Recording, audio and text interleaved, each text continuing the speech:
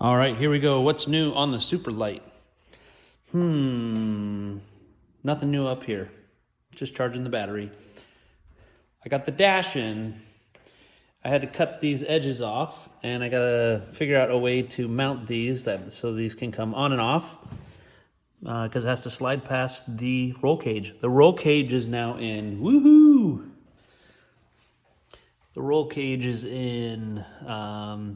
The car runs and drives, and now I'm getting closer to driving it around the block. But yeah, really happy with the way that the roll hoop now fits the opening, the glass opening. All right, moving on to the back. I got all my lights figured out. Woohoo! So these are all just kind of zip tied into place. So my turn signals are all figured out. I got all these connectors and harnesses done. I need to add in the big rear harness that's going to connect all these taillights and the body. Sorry, these taillights will be mounted on the body, and then there'll be a single plug that plugs it into the back of the car here. Still need to make a license plate holder, wire up the license plate lights and stuff like that. I got the rear transmission mounts. Ooh, gold anodized. So beautiful. What else? I was having problems with, it seemed like it was smoking when I was running the motor, but I think it was just a little bit of moisture in the engine from just sitting so much. But yeah, it's looking good. What else? The big news is I'm going to tackle power steering. Oh wait, before I get to that, here's my solution for the turn signals. Let me see if I can. That's really hard to see. So I have a box back here. This is a trailer 3 wire to 2 wire converter, and then two 50-watt resistor, LED resistors.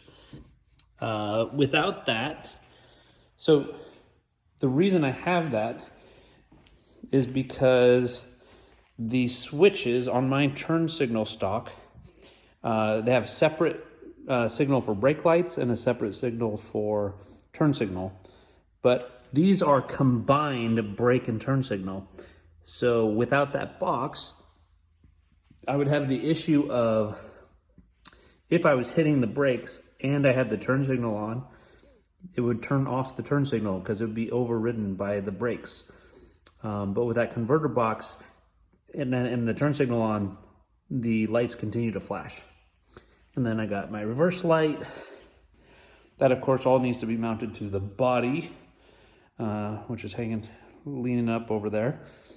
But now that the wiring is all figured out and tested, that'll be pretty easy to do.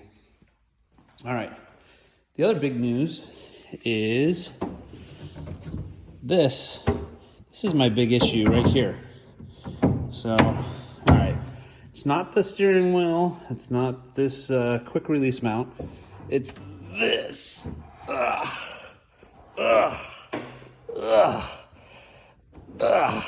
This is what it's like being in a parking lot with the Superlite SLC, and it's manual steering rack. You got these big 10-inch wide front wheels, and it sucks to turn at low speeds. And although I like having a super light vehicle, I'm going to try to add power steering. This is a Prius electric power steering rack. All right, so all this is going to come off. So I'm going to remove this part of the steering rack, cut that off, and then I'm going to shorten the steering rack that comes from an Oldsmobile Alero or Oldsmobile Intrigue, and try and combine these two together. So I got to figure out if this thing can fit anywhere in the Superlite. I'm not sure, but I'll give it a go. If not, I'll be selling a Prius electric power steering motor. Man, this is a big motor. So, yeah. And what else? Quick update on the McLaren. Woohoo! It looks beautiful. I just got full PPF from Eastside Auto Salon. They did an amazing job. There's only one issue that I had was there was chips in my in some of the pinstriping down here. So I'm gonna actually have them take the PPF off of this and we'll redo the pinstripes. But man, it looks beautiful. This metallic paint. They even polished the badges. Oh man, they did a fantastic job. So this car's looking beautiful. Oh, I just need to clean the wheels and the calipers, but it's looking good.